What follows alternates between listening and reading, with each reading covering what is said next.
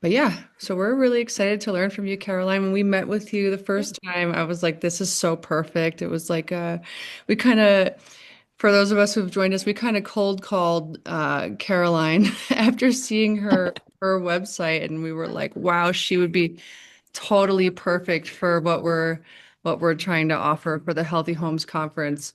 Um, so thank you so much for joining us. You're welcome. Do you want to introduce the event? I just need to quickly turn something back on for Koji so he can Of be off. course. Yeah, thank you. We're super happy to have you all here for Caroline's free class tonight. She's going to talk about how home affects your health. Caroline has like 25 years in this field and has done 30,000 home inspections, helping people detect carbon monoxide, mold, mycotoxins, water contamination, carcinogens, radon, a number of things that can potentially affect your health in adverse ways. So she is an amazing expert, and she's also the first speaker on the program of our Healthy Home, Healthy Life event that starts this Friday. During that class, she'll be teaching testing your home for hidden toxins.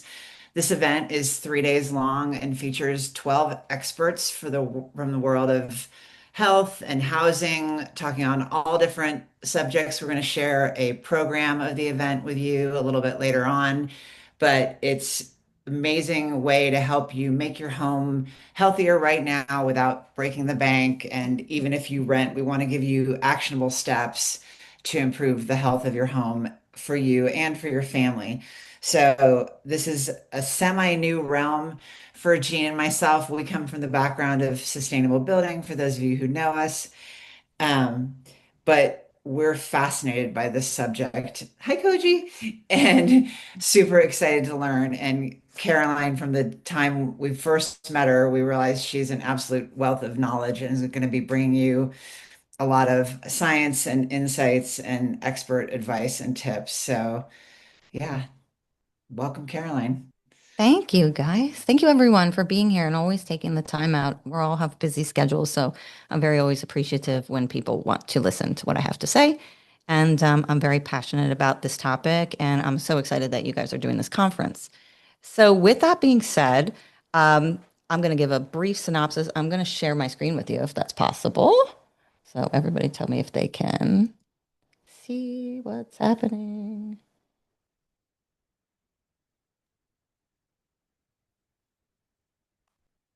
Okay, can you guys see that? Perfect. Okay, so hold on. I just want to make sure I can forward. Okay, good. Okay, well, hello, everyone. Thank you so much for being here. My name is Caroline Blazovsky. I am a national healthy home expert. I have been labeled America's healthy home expert over the last 25 years, and that name was kind of given to me working in the corporate sector and creating healthy home test kits. And so it kind of stuck. And my experience is that I've been an environmental residential investigator. You can call me a house doctor. I kind of like that. And my job is to kind of look at homes, and I've looked at thousands of homes across the country and also abroad, and see where we have problems and what types of things may be happening in a home and how that's correlating to our health. And what you can imagine is that I have found over the years that people who live in bad environments or people who live in environments that are what we maybe call toxic or sick homes are also not healthy individuals. And so if you're going and you're getting your blood tests and you're doing your scans with your doctor and you're doing your annual physical and you're doing your 10,000 steps and you're doing your diet, maybe you're vegan, maybe you're organic, maybe you're keto, and then on top of it, you're also doing some type of sleep, meditation, all this wellness, and you're not looking at your environment, you're missing a huge piece. From my perspective, I believe 85% of our disease problems stem from our environment.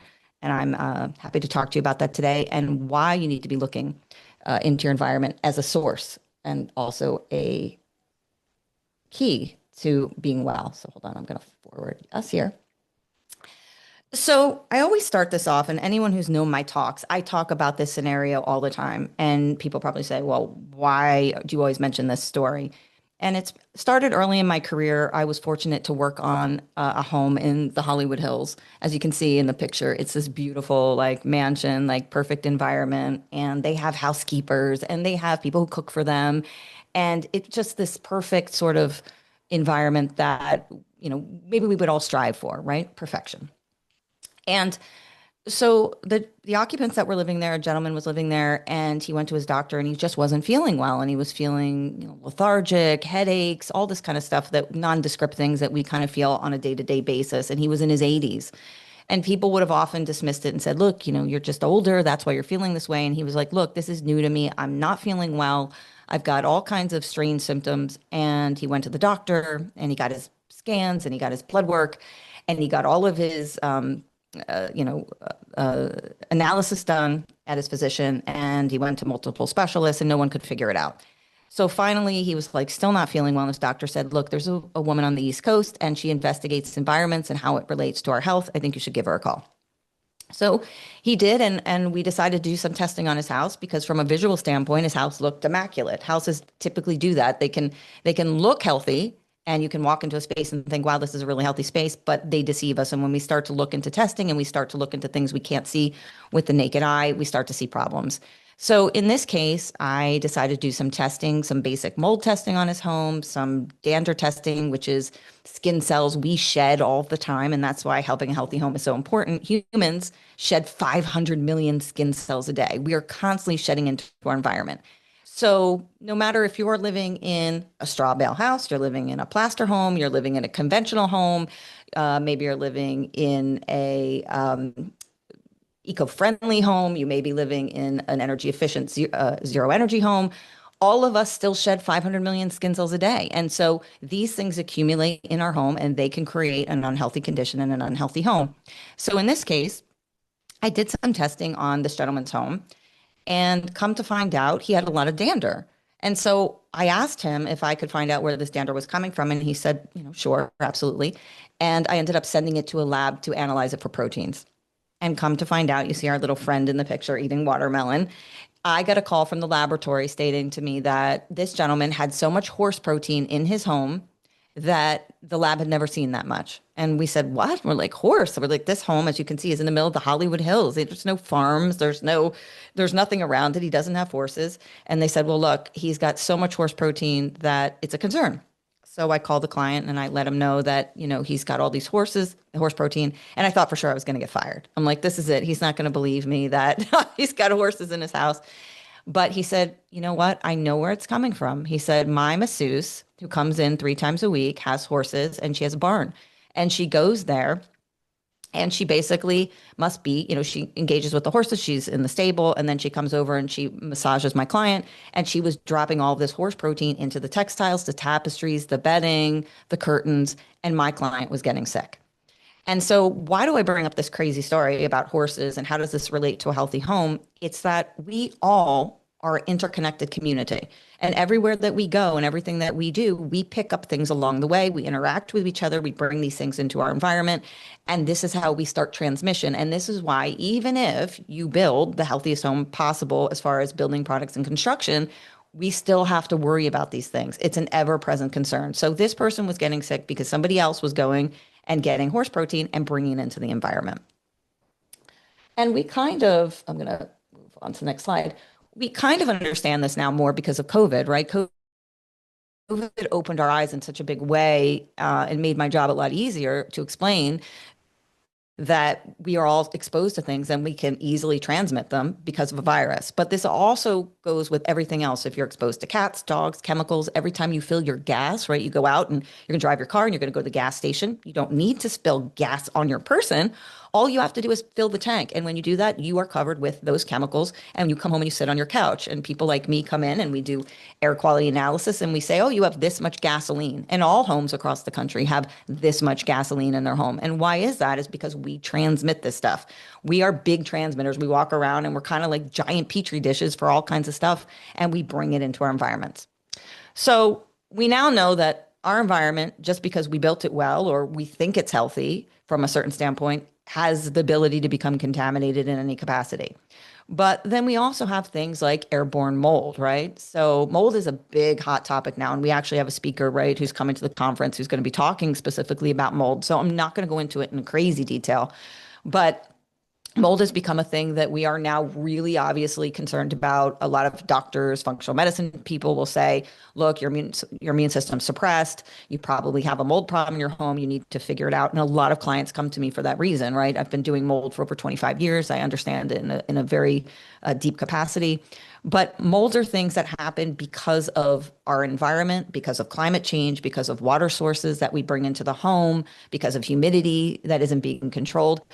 And so, what is mold? Let's just talk about it a little bit. I find molds fascinating because they're ubiquitous. They are everywhere, and molds can they have the ability to do three things, right? So, their airborne molds are a type of fungus that release spores into the air, and they can be found in both indoor and outdoor environments. And a mold spore, so think about it as something you find on a piece of fruit, or you find it in your shower. Maybe you find it growing in your basement or crawl space. And that spore, so if you think about it as that fuzzy little spore, has the ability to do three different things that I get concerned about. So you see the spore, the shell of it, right? The outside of it has beta glucans and proteins. So just like we talked about the horse coming in and having issues and someone being allergic to horse or cat or dog or dust mites, molds also have proteins in their shell that allow us to be allergic.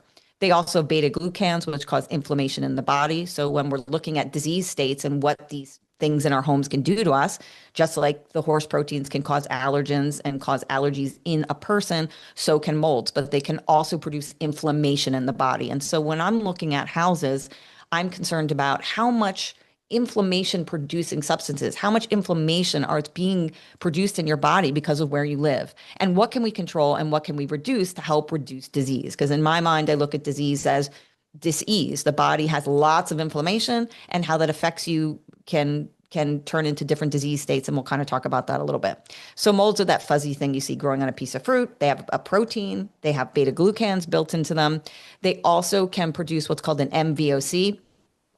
And if you see that on the slide, that's what we call a microbial volatile organic. So just like you're always concerned about paints, right? Paints are a big thing when we talk about healthy homes. So, low VOC paint, we want to make sure that we're not putting chemicals into the air. Well, molds have the ability to put chemicals into the air too, and that's called an MVOC. And it's a chemical organism a chemical compound, excuse me, that comes from a microorganism like a bacteria or fungus, and it has the ability to be emitted into the air and act on the body just similarly to a volatile organic would with a chemical. And then molds also have the ability to produce mycotoxin, and you've probably heard a lot about that if you're in the wellness space, if you're on a wellness journey. We know that certain molds can produce a toxic effect. They produce mycotoxins. There's various types of mycotoxins that can be produced depending on the type of mold. The hydrophilic fungi in particular, which are the molds that are associated with water damage. So there's certain molds that the Stachybotrys, the Chitomiums, those molds are usually found where you have extensive water damage over time. So if you're not repairing your roof, if you're not taking care of a damp basement or a crawl space, these things can multiply, right? So molds are they're very interesting creatures because they have the ability to do lots of different things just by being in your home and affect our environment in certain ways. So I like to talk about just some interesting facts about mold really quick and just to kind of give you an idea as to why they're so fascinating. But molds can grow really quickly. So if you have water damage in your home within 24 to 48 hours, you can have mold. So it's something we all have to be aware of. No matter what kind of construction you live in, no matter how waterproof you build your home, just climate change, leaks happen, you break a pipe, you have a leak from a refrigerator, your sink overflows, you've got the kids that turn the shower on and they forget that the bathtub is overflowing. I mean, I've seen it all, right? So you can never prevent moisture from affecting your home and creating an unhealthy space. So these are things we have to constantly be on ourselves about to make sure that we are staying up to date on not having mold in our homes. But they grow very quickly. There's over 100,000 different types of mold. And some people say there's up to 1.5 million different types of mold in the world. So they're ubiquitous. And I can tell you from seeing 30,000 houses in my career, probably way more. And in analyzing data in these homes, every home has mold. It really does. And the thing is, what kind you have, where you have it, is it interacting with you, how much do you have, and how you're going to address it really comes into question. So people often say to me like, "Oh, I'm going to have a mold-free home." It's really hard not to. It's very challenging, but it's one of those things that you have to stay on top of, and it's part of a healthy home protocol that we get concerned about. So molds are everywhere. They're ubiquitous. They come in many colors: green, black, white, yellow, orange, blue, and yes, pink. So they're all colors of the rainbow. They contain a beta glucan, which is a fiber found in the structure and the cell wall. They contain proteins. They increase our IgE response and trigger inflammation in our immune system. So these are things that you want to avoid in your home and make sure that they are affecting you, right? These molds are able to do all kinds of things to our bodies. And that's why we want to be conscious about making sure we're testing for them regularly. Bleach does not kill mold. So if you decide you do have a mold problem in your home, do not use bleach on it. That's old school. We don't do that anymore. We use antimicrobials. We use hydrogen peroxide based products. We use things like Benefect that are natural disinfectants, but we don't use bleach. Just a little tidbit. And painting over mold doesn't kill it either. So making sure that you're doing the proper things when you're remediating it is important. And just to kind of talk about it, researchers found that when we're talking about allergens and why molds are troublesome to us, is that they found that one mold species could have up to 62 different proteins on its shell. So what's interesting about that is like, this is why when we talk about allergies to horses or dogs or cats or uh, even any type of dust mite, you can have an allergy to mold. And so when something has 62 proteins on its shell, that's pretty amazing. So it's got the ability to do all kinds of funky stuff to us and our biologics. So again, why do we have to worry about mold in our homes and creating a healthy home? Because they affect us, right? On a biological level, they affect our health. They can cause allergies. They can cause us to have immune response. They can trigger inflammation in the body. They can have a neurotoxicity effect when we're talking about mycotoxins. And why? Because look at all the sources in our homes. Like this list: HVAC, bathrooms, crawl spaces, basements, leaking windows, plumbing leaks, appliances, building envelopes, storm infiltration, water heaters, kitchens, fireplaces leaking. All of us are subject to this. And it doesn't matter how you build your home, it's irrelevant. It's coming in. If you have a moisture problem in your home, you're going to be subject to having mold. And so that's why it's so important for us to keep that in our arsenal and to make sure that we are testing for it regularly. I recommend everybody test for mold every 3 years to make sure that your home is where it should be. And this also comes into play with humidity in our homes. So humidity is one of the things that it comes from the climate, right? It can come from man-made sources in the home. It can come from kitchen. We breathe out moisture. It can come from, kitchen, cooking, showering. All of these things produce moisture in our home. You want to be between 30 and 50% in your home to keep mold at bay, dust mites at bay, and bugs at bay. And this is important because molds, dust mites, and bugs all affect our body. But, obviously bugs, you don't want to get bit. You don't want to have infiltrations of all kinds of mites and other things that form when there's humidity. You don't want to have mold because we talked about the effects that it can have on our body. And then, of course, dust mites, the same thing. As soon as that humidity gets over 50% in a home, now we're talking about dust mites and protein. And what are we talking about? Allergies, people feeling sick. Investigation of their home, always concerned about mold. That's always the big thing. And unfortunately, dust mites, dander, when I talked about, we're shedding 500 million skin cells a day. Well, those dust mites feed on the dander. And if they get the right amount of humidity in the air, they thrive. So it's like chocolate cake. You put out your skin cells, you have the right amount of humidity in your home. Now you've got dust mites that are thriving. And when we look at a healthy home, we're looking at what things impact us. Believe it or not, dust mites are one of the bigger things I get concerned about. And not to minimize mold because mold is important, but the fact is dust mites often get overlooked. We don't clean enough.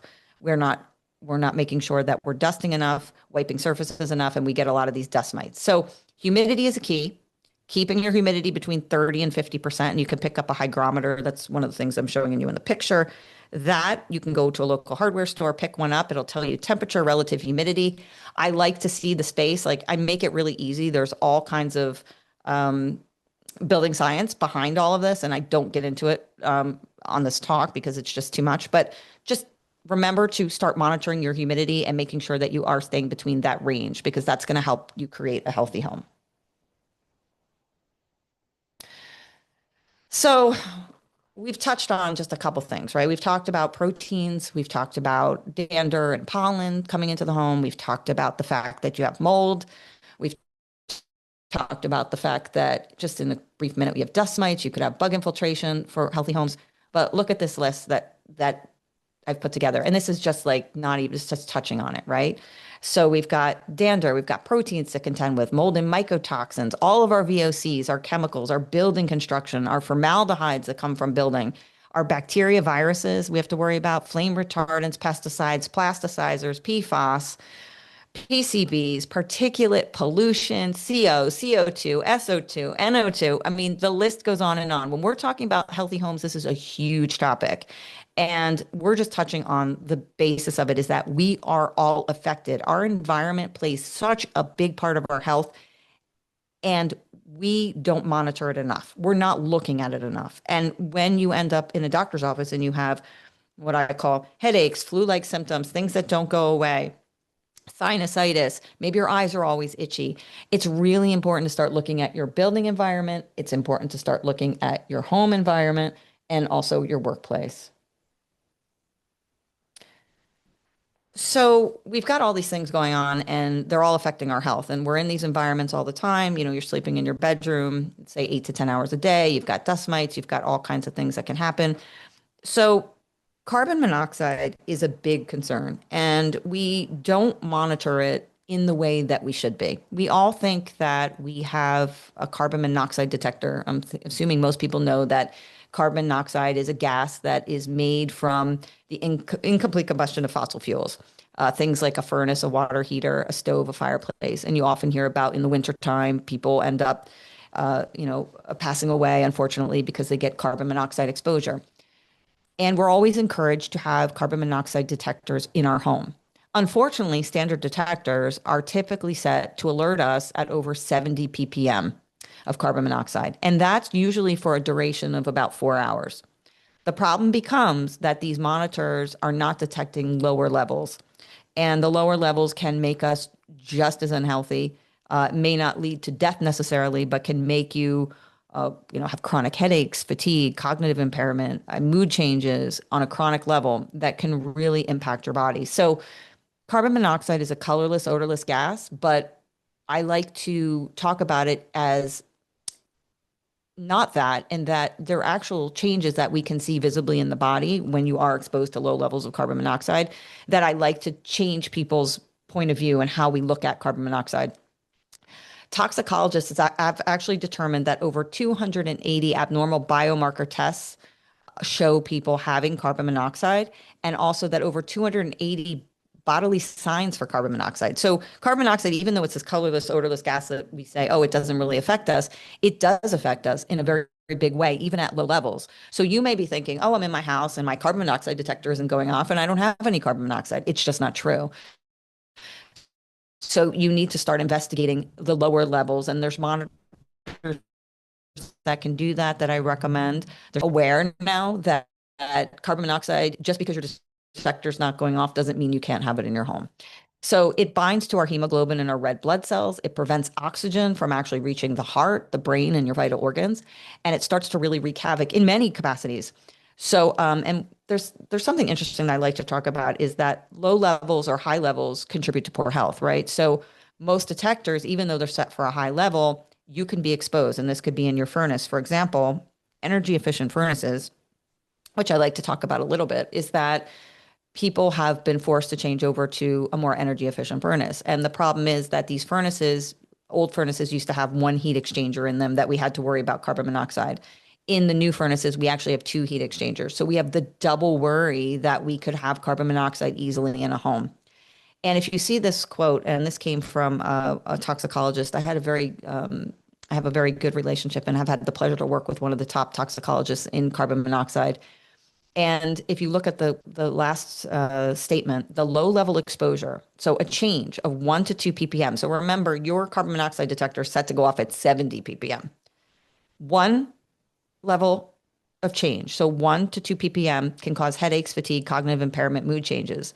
But a 1% rise in hospitalizations and death occur per 1 ppm, an 8-hour window, or 2 ppm for a 4-hour window. So what does that mean to everybody sitting there? It means that if your ppm goes up by just one, okay, now your monitor's not set to go off at 70, it's got set to go off to 70. But if your ppm goes up by one, it could change your health that dramatically. And it's important to notice that all diseases in the body actually work on carbon monoxide. So you won't see someone with a disease state that doesn't have a raise in their carbon monoxide. And this is a very interesting topic, and I can't really go into it because it's kind of complicated, but your body needs carbon monoxide, and too much of it can easily set your body into a tailspin. So what's important to know is that we're not monitoring carbon monoxide properly. We need to be doing so with a different type of monitor that allows us to get to lower levels, and that we can't be just reliant on standard detection. And when we're talking about carbon monoxide too, there's so many things in our home, right, that produce carbon monoxide. So our furnaces, hot water heaters on demand, if you have any kind of gas, propane, if you are running, some people are running, space heaters, some people are running any kind of combusting fireplace, right? Anything that is burning and combusting, you have to be aware of carbon monoxide in your home.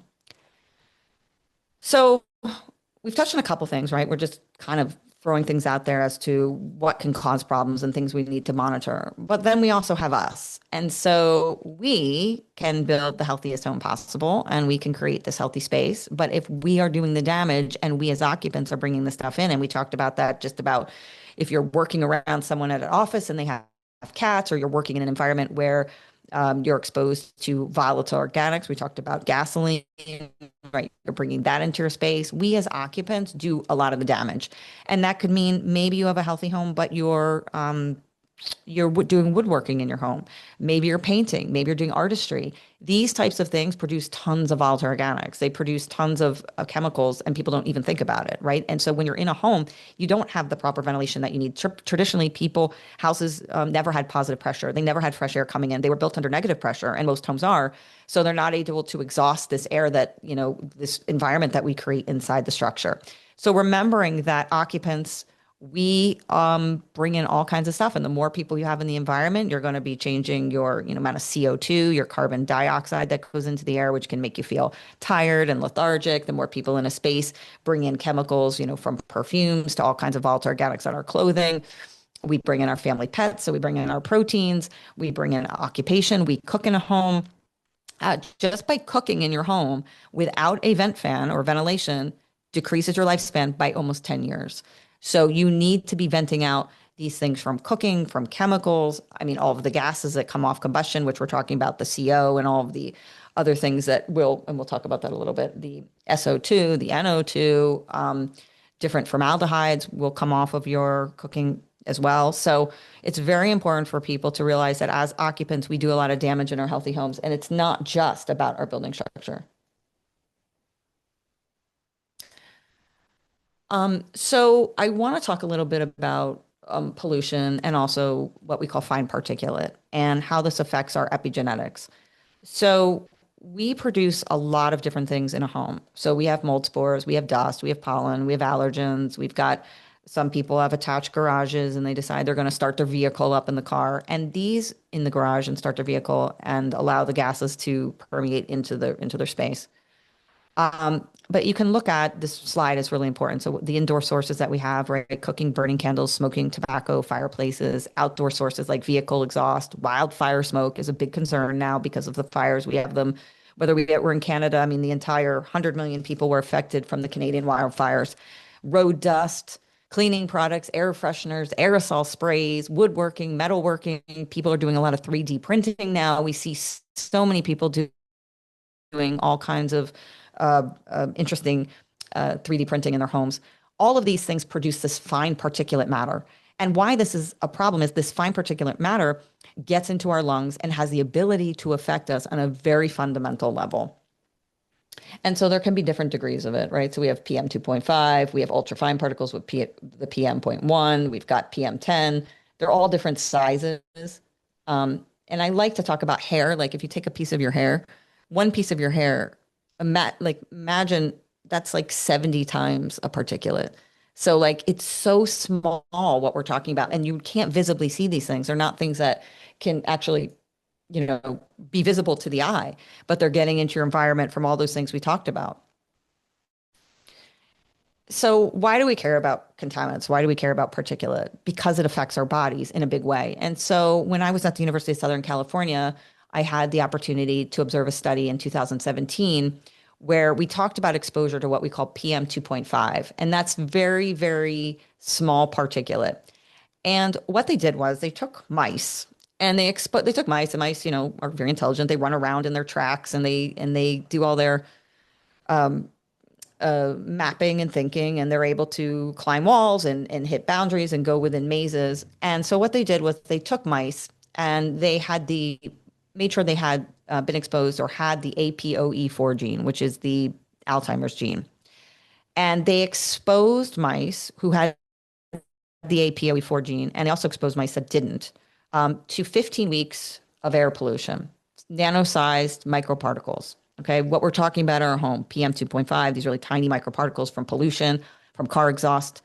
And what happened after 15 weeks is they accumulated 60% more amyloid plaque in the brain. Okay, long-term exposure to high PM 2.5 is linked to smaller gray and white matter volumes in the brain, which carries out thinking, decision making, and planning. And what they found was as these mice were exposed to particulate, their cognitive function declined. The APOE4 gene became activated. So this is what we're talking about epigenetics, that all these things that we do in our homes have the ability to turn on gene states. So not only do they have the ability to produce tons of inflammation, the ability to produce carcinogens, but they also have the ability to activate gene states. So if you carry the BRCA gene, if you carry the APO4 gene, these small levels of particulate that we're producing, whether we're burning candles, we're using the fireplace, we're cooking without a vent fan, we are turning our engines on, parking our cars in attached garages, and allowing all of that vapor to go into the air. All of these things had a significant impact on the brain.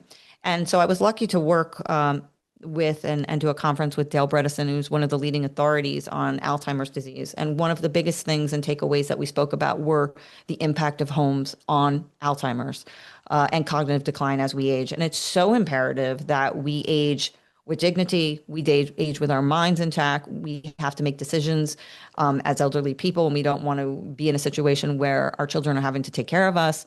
So it really is important to understand the relationship that your home plays into long-term disease states like Alzheimer's disease, dementia, and cognitive decline. Very big issue.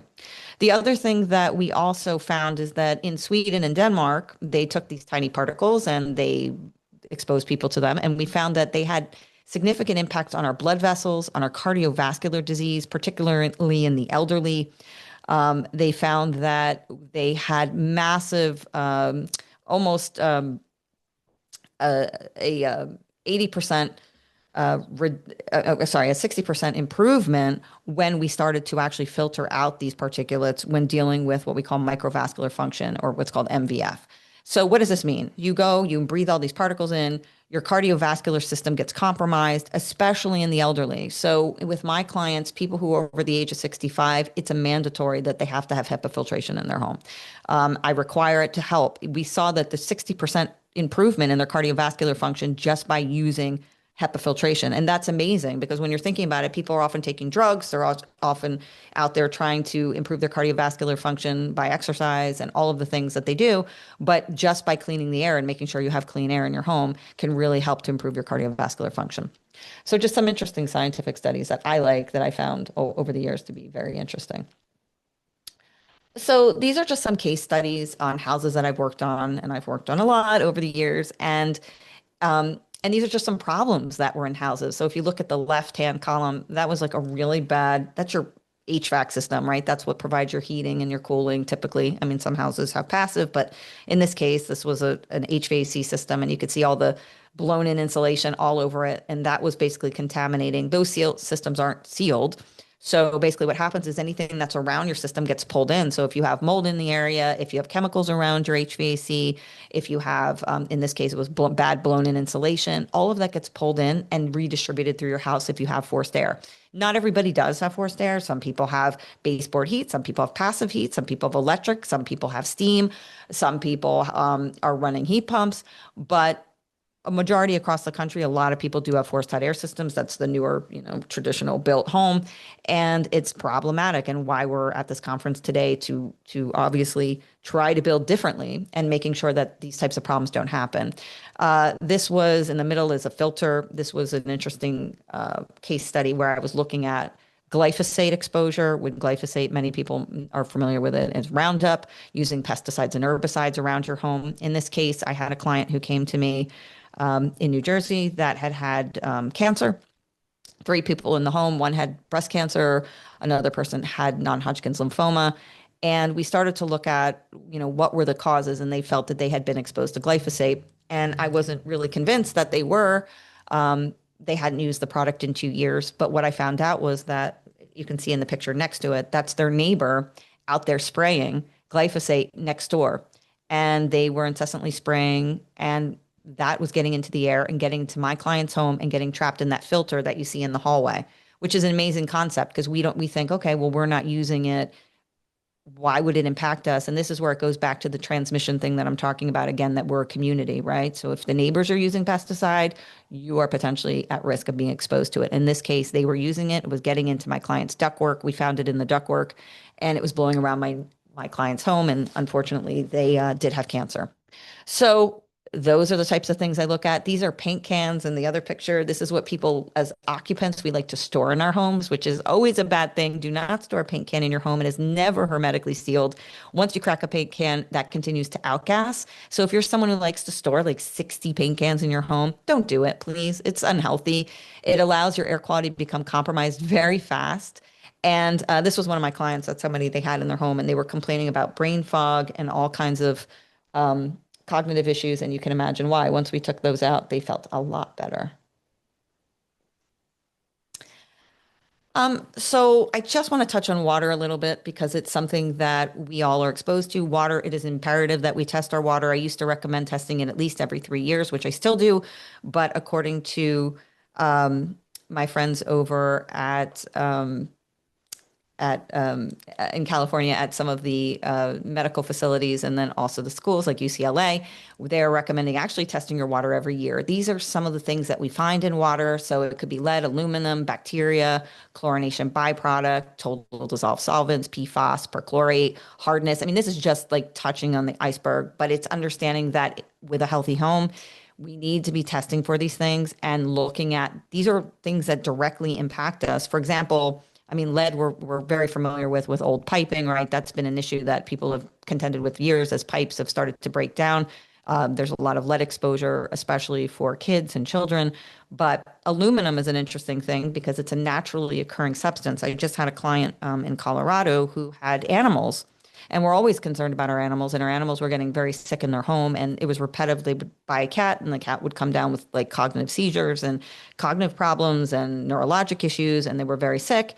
And we discovered that they actually had high aluminum in the water. And for cats, cats have a very different system of processing heavy metals than we do. And so the aluminum was showing up in high concentrations in the fur and then also in the body. And so we did uncover that in their water, and we had to make changes to that. So bacteria, chlorination byproducts, and we'll talk a little bit on the next slide about this. These are things that we are forever facing in our water and need to be testing. It's all part of a healthy home. We tend to forget about it. I've talked, done many lectures and with many building professionals, and water is one of those things that gets left out. We don't think about it. We don't think about the piping. We don't think about how it's being brought in. We don't think about, we could use copper. We can use any types of plastic as our delivery system, but we just don't think about it. It's forgotten. So when you are building a healthy home, it's one of the things that we really need to focus on: how the water's getting to us, how it's getting transported, where it's coming from. Are you on a well? Are you on a municipality? And having it tested regularly and making sure that when it's coming in through the piping, whether you're using any kind of your plumbing supplies, also your fixtures, what they're made out of. Do they have lead? What heavy metals do they contain? And making sure that these things are a cognitive part of a healthy home, because unfortunately we just forget about it. We forget about our fixtures. And then, there's a lot of things that are involved with, if we're talking about disease states that come from bacteria that builds up. Legionella is a big one, especially in, building structures. You want to make sure that you're being protected against Legionella, and it's more common than people think. So, knowing your fixtures, knowing your plumbing, making sure you know where your water source is coming from, and making sure you're having right filtration is very important. So, and why do we care about these things? This is just, some of the tidbits of how they affect us. Chlorination byproduct, when in 2009, they put some of the best doctors and physicians on cancer, and they went to the president. The president said, look, I want to know what is causing cancer. What are the biggest causes? And they basically came up with a couple different categories, but chlorination byproduct is one of them. And you may say, well, what is chlorination byproduct? We treat our water in the United States with chlorine. The breakdown of chlorine as it passes. So think about it. You have a municipality. Most people run on a municipality. My home is not. I run on a well, which just makes it more that I have to test my own water regularly. But if you run on municipal water, which most of our country does, the water's treated at a plant. They add chemical compounds to it to help disinfect it. And as it passes, so before it gets to your home, it goes through, all type of infrastructure. It's passing down tubes, and it's coming in contact with different types of organic materials within the structure. And as the water does that and the chlorine breaks down, it causes what's called chlorination byproduct. These are trihalomethanes, haliocytic acids.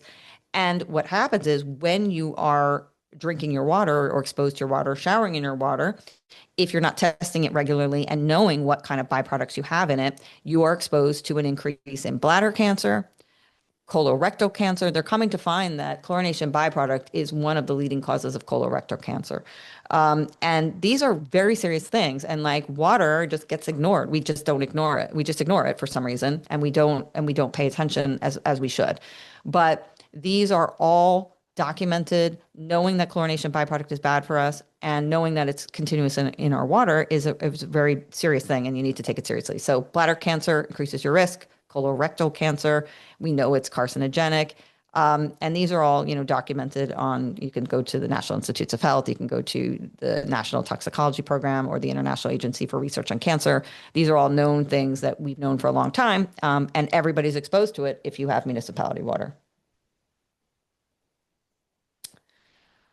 So just to touch on a little bit about, we've got these things going on in our home, how we're building, and we haven't really even touched on the impacts of our building products, right? So we know that when we build, whether we're using cabinetry, whether we're using plywood, MDF, wallboard, all of those good things, we've got the whole infrastructure that is introducing our chemicals, our total volatile organics, so our formaldehydes. And when I test homes across the country, formaldehyde, which is also a carcinogen, is one of the highest in the United States. The way that we build, the amount of formaldehyde that is in our buildings is, twice to three times the amount that you see in a European standard. When I'm investigating homes, I want to make sure I use the European standard as where I want my clients to be.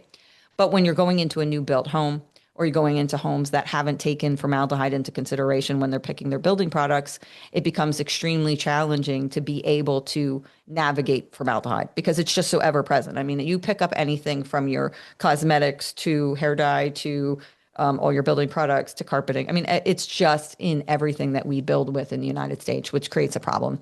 But so, we have the building issues to contend with as far as carcinogens and formaldehyde in the structure, but because of climate change, and this is huge, and I have not talked about this. This is a new study that actually just came out, and that's why I'm bringing it up. This is brand new information. Nobody else has it. Nobody else has been talking about it. A recent study just came out in the Journal of Exposure of Science and Environmental Epidemiology. This was in this past December of 2025. They found that extreme weather conditions and hurricanes, okay, so anything where climate change drives more flooding, more structural damage to your home, and causes mold growth, indoor dust after flooding. You could be looking at endotoxins. So if you get bacteria that forms when you have mold, you also, when you have water come in, you get endotoxins that can form that come off bacteria. You can get mold. You can get chemical residues from flooding, as it affects all the building materials.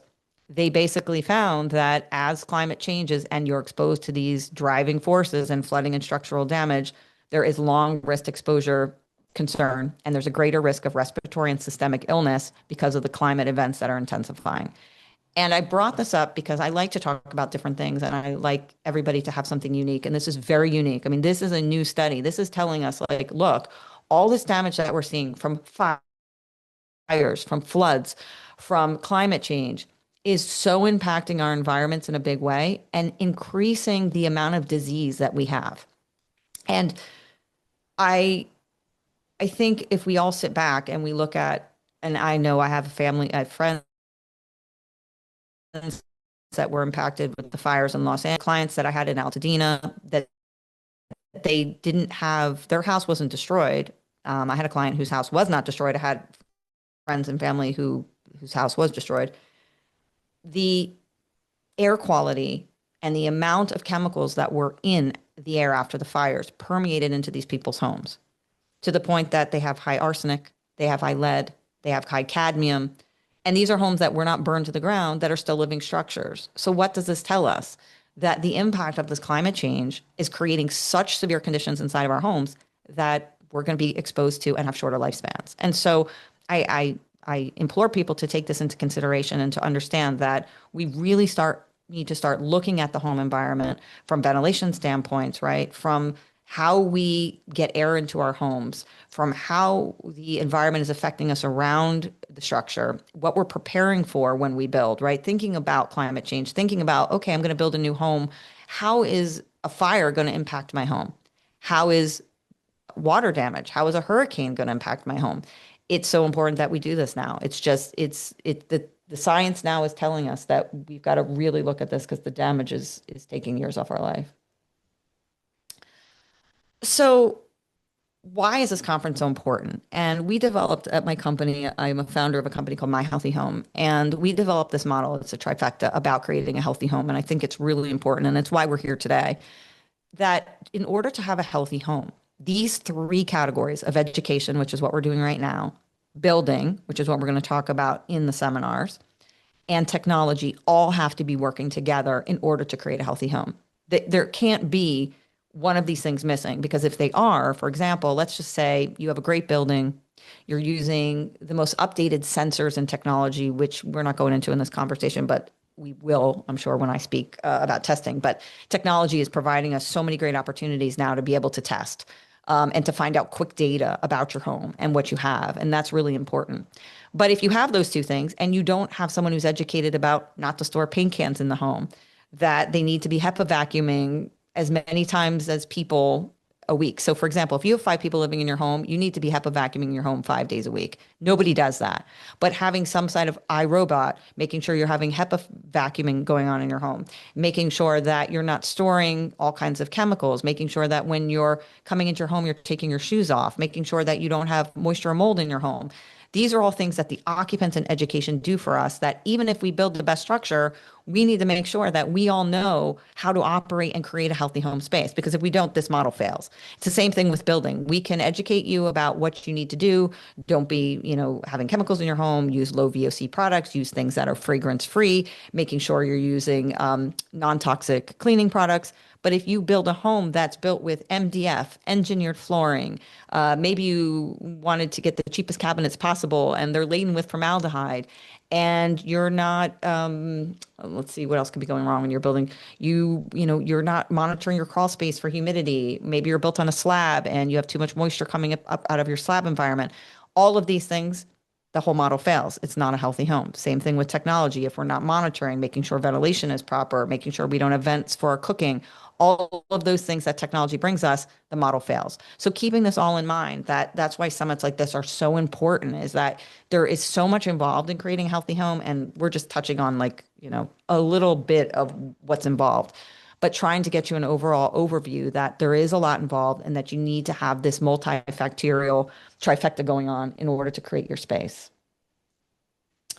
And these are just a list of all the people that are involved in this industry. So when you're trying to create a healthy home, we have to have HVAC people involved. We have to have duct cleaners involved, environmental consultants like myself, remediation and restoration, fire and water people, electrical EMF specialists, pest control, physicians, building contractors, real estate, home inspectors, holistic practitioners, interior designers, architects, product manufacturers, big corporations, sensor systems, homeowners, landlords, water specialists. I mean, this is a really big deal. Healthy homes is not getting to where we need to be is a group effort. It takes so many people to understand it. And that's my job for 25 years is to be educating in all sectors, right? And getting people to make sure that we are understanding that one, that homes cause so much disease in the body. They are a big contributor to our health and wellness. You aren't going to have a complete wellness journey if you don't have a healthy home, and that we're all involved. And what's nice about this too is that it is a really big industry. It takes a village, and it takes all of these people to create the space, which is great, one, for our economy, and it's also good to give people interesting jobs that help people. So that's where I'm going to end it and bring some discussions in. This is a huge topic, and I know there's so much I could talk about, like from building construction to the types of products that we're using. But I really wanted to touch on how these things impact us in things that impact us regardless of what kind of house you're building, right? Just keep that in mind. If you're doing a traditional build, a contemporary, maybe you're doing a chalet, maybe you're doing, we talked about straw bale, a plaster home. These things that we discussed today are things that impact our wellness just on a daily basis and how we have to be conscious of that. And so it's a really big topic, and I hope that something struck you today that makes you start thinking about, wow, my health is really impacted and I should really be doing some type of investigation on my home. If it's something once a year, you go to the doctor to get a checkup, your home needs a checkup too.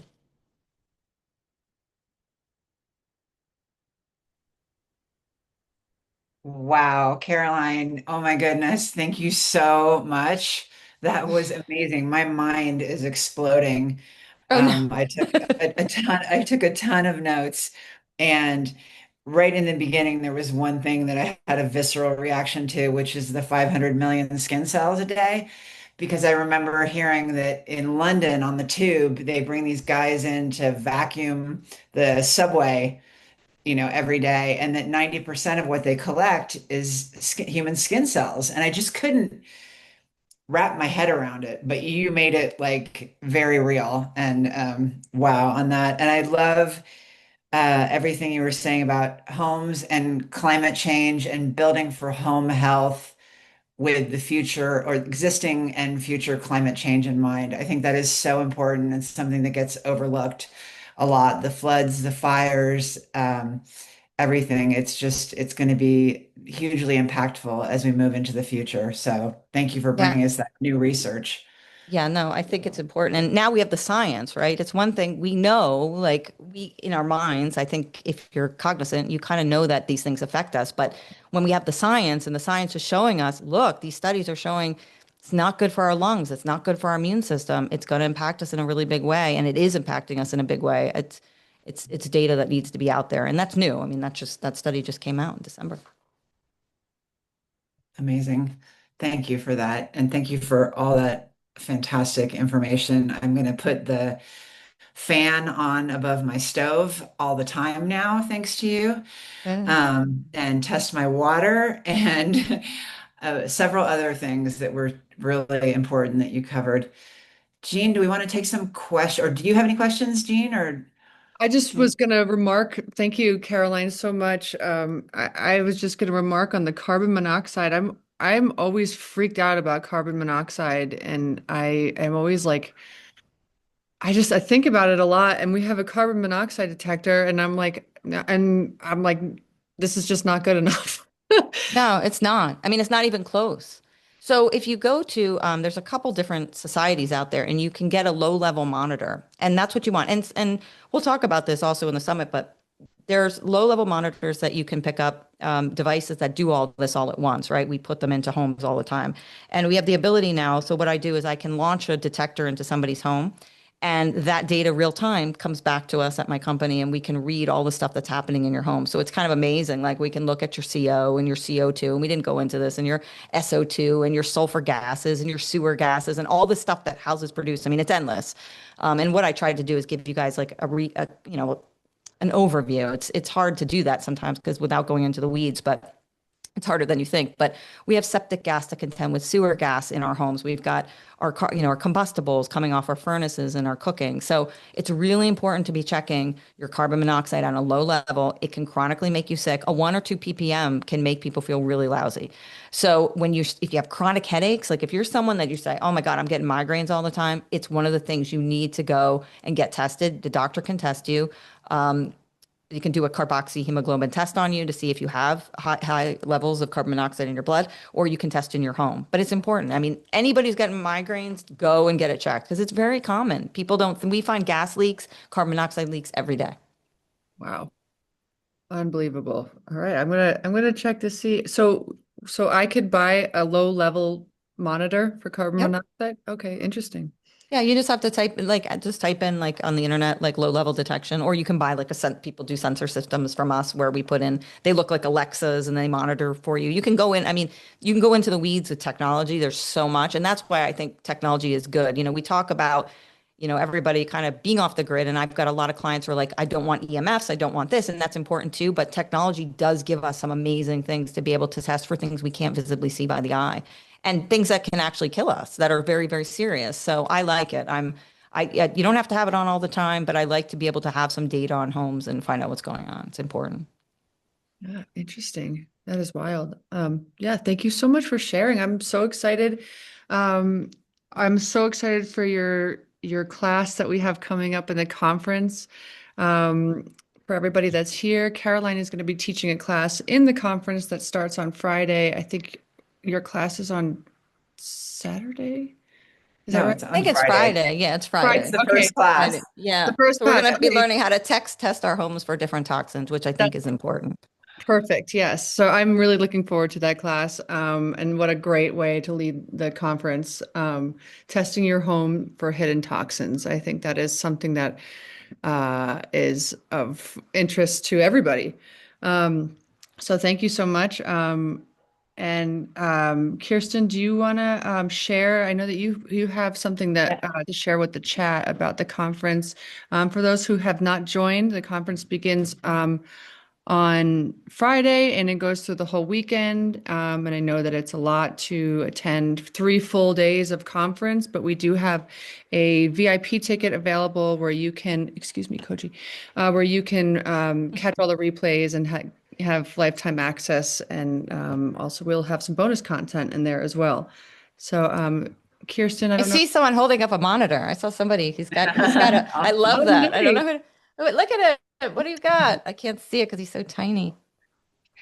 I'm trying to see For what he is. everyone, I just dropped a PDF of the conference schedule and the program. It has Caroline's class highlighted and all the classes and instructors for the whole weekend. It has a link to registration and it has Caroline's coupon code in there as well that gets you $30 off the event. So, and Jean we could also throw the link directly into or I can do that, throw that in there as well. Jean, do you want to take some questions from the group? Totally. I'm just scrolling up because I saw there was a few. Um, we have a question. Hello, I've always been fascinated with the topic of healthy spaces, office, homes, etc. Is there a degree or certification program to work as a house doctor or work at the house doctor? Thank you. Yeah, there's a lot. You can my background is so vast. So I started in the indoor air quality space, right? There's different types of investigator certifications you can get. CIEs. There's an organization called ACAC, which I love. ACAC.org, and that's where I sit on the board. And we offer a lot of credentialing for indoor air quality people, for people interested in getting in like mold remediation, being someone who's investigating homes. So they have different allergy consultant certifications. So try the ACAC.org, and I'm going to tell you right now, it's the tests are not easy, and we've helped design them, so we make them hard for a reason. But it's a great place to go and get some education. You can also go. I did sustainable design education. I did public health education. So I have a very vast background, which kind of makes me, I think, interesting. I've had a lot of education in various areas, from building to home improvement to to indoor air quality. But yeah, there's try ACAC.org. I think they've got great programs and you'll learn a lot. Even if you decide, hey, I don't want to be inspector, you'll get a lot out of the license. So I think that'd be good. Sounds amazing. It sounds, and like you said at the end, it's a growing field, obviously, that involves a lot of different professions. So we have a question from Sylvia. What air fine particle filter would you recommend? Well, it depends. Like, so you need to test your home. I do not, I've learned a lot in my career about air purifiers, and I used to be a bigger fan of them than I am now. So think about an air purifier as like a giant bucket that sits in the side of the room. So say you have a HEPA filtration unit. It sits there and it just collects all of the stuff that you don't want in the air. But the thing is, it's not hermetically sealed. So a lot of this filtration just ends up in a bucket in your room. And if you have a cat allergy or you have a dog allergy or mold allergy, the things that get trapped in there still continue to bother you because they're in the room with you. They're just contained in this system that's not hermetically sealed. So even when we talk about vacuums, I'm very particular about the vacuums like Nilfisk and Miele and these vacuums that actually seal the things in when you capture them. You don't want it just sitting there being exposed to the air. So I want to know what your problem is in your home. I want it tested. I want to know exactly what the issues are we're dealing with, and then we can implement different types of technologies. Sometimes I implement hydroxyl. Sometimes I implement UV. Sometimes I do HEPA, like we talked about with you're over the age of 65. I like to put HEPA filtration in because it's going to help with your cardiovascular function. But I just don't throw filtration in just to do it. I don't want people doing that because you want your air to be as good as possible naturally without any kind of mechanical intervention. So we want to see what it is. It's like your water. You're not going to go to the doctor, right, and just start treating yourself for cancer. You're going to go get tested and find out what you have. It's the same thing with homes. You don't just treat to treat. You actually want to find out what the problem is because the water treatment that you implement is going to be very different depending on what your issues are. Same thing with homes. But overall, I like hydroxyls. I use a lot of hydroxyl technology. And I use it a lot because I like when you have smoke and pollution and things like that, it can really help you.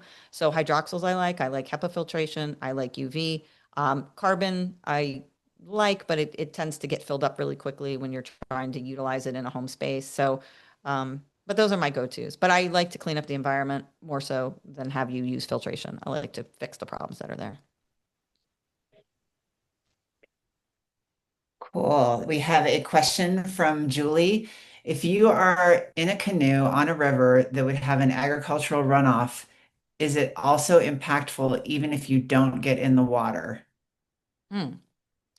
Yeah, well, I mean, think about it from, let's just think about it from a glyphosate standpoint. I mean, that's the experience I have, right? Like doing actual studies. And I'm very science-based. So the fact that I had a client that, they were very sick in their home and they had a neighbor that was spraying glyphosate, that glyphosate was becoming airborne and ending up in their ductwork.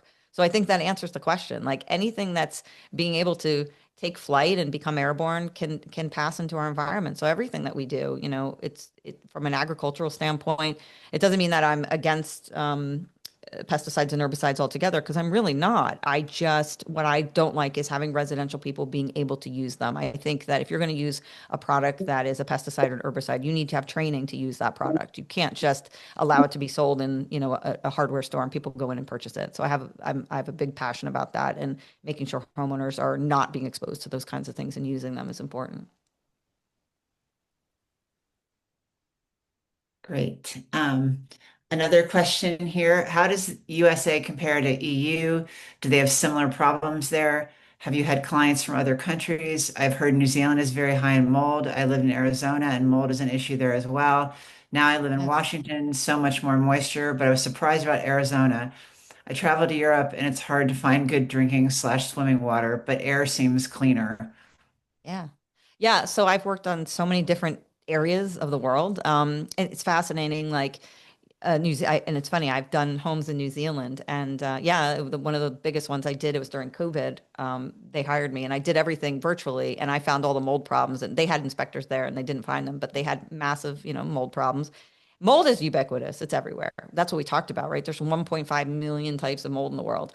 And so no matter where you go, if you've got moisture, it's going to be there. So it's being cognizant. And even in dry climates, Where we see a lot of it is more man-made sources, right? So if you have a swamp cooler and, that was always a concern. If you're running HVAC all the time and you're not cleaning your coils and inside, you have to be servicing your HVAC, everyone. Like if you have an HVAC system in your home, you have air conditioning, you need to be servicing that at least twice a year, if not more. If you're in Florida, Texas, Arizona, places where you're running your air conditioning all year round, you need to be servicing that continuously because you've got coils in there and a drip pan and all these things that come with condensation that cause mold growth in your unit. And if you're not cleaning that out regularly, you get mold growth inside the HVAC, and that's how it that's why people get sick. So it's important to be servicing all of that stuff because no matter where you go, yes, mold is an issue. And then, thank you. JP has a question. Speaking of dander, how about our mattresses? Can you say something about that? Oh yeah, sick. Mattresses. Yeah, first off, get yourself when you change your mattress, okay, when you change your sheets, first and foremost, weekly, get yourself a mattress vacuum. Or you can use a tool that's specifically designed. If you have a HEPA vacuum, a Neil Fisk, a Mealy, make sure you're vacuuming your mattress periodically. I do mine every week. So when the sheets come off, it's just a habit. Take the vacuum, vacuum the mattress. You can have a mattress cover too, but I like to keep mattresses breathable because we do produce a lot of moisture. And so like if you make it like sealed up and the mattress doesn't breathe, it can grow mold. So I like to keep things kind of unbreathable, but you could do a mattress cover on the top. But make sure you're vacuuming it. Make sure you're washing your sheets and bedding at over 140 degrees because that kills dust mites. That'll help prolong your mattress because less stuff falls into the mattress and then collects in the mattress. But over 10 years on a mattress, you got to toss it. So making sure you're finding a good mattress that's, I have my parameters for mattresses, but obviously making sure the foams are the greener foam, making sure that I don't prefer people to have latex in their mattresses, though people do. Making sure that you don't have high volatile organics, high chemical load, making sure there's no flame retardants in your mattress. That's all important. And then, of course, like I said, you could have the best mattress, but if you're shedding 500 million skin cells into your mattress all the time, you're not vacuuming it, you're not taking care of it, you're sweating into the mattress, that all becomes a haven for mold and moisture. So make sure you're doing the due diligence on the mattress, washing the sheets above 140, making sure that you're vacuuming your mattress. They have like a UV vacuum. It's got a light on it with a UV, and that's great. Like mattress vacs are, I think they're the coolest thing. So getting one is important.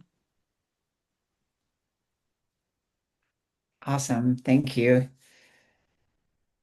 Let's see. We have Erica. I wish there were standards and regulations for renters. Left a rental that had mold and rat issues in the attic. Now I'm facing the same issues. Rats are definitely in this rental attic space as well. That's why I'm educating myself. The water tank is original, and we notice that our skin is super dry, hair falling out, and our skin clearly shows inflammation issues. I cannot wait to build my own home when I can because I cannot not escape these issues. Yeah, I mean, Erica, like home ownership, people often say that to me all the time because they're like, I'm in a rental and the landlords don't care, right? There aren't parameters that protect you, which is unfortunate.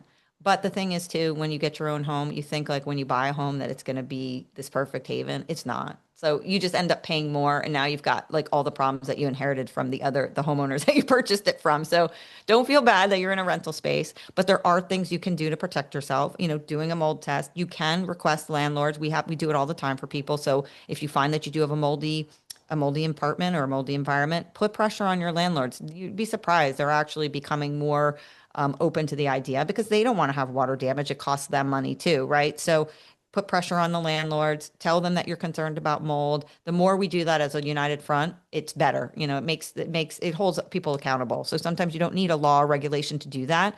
It just becomes when people start saying, "Hey, look, I'm going to hold you accountable for this space if I get sick. I'm going to have you in a legal situation." It helps. And people are taking it much more seriously. So but you can do things too. You can put water treatment and you can do little things that can help with your environment as well.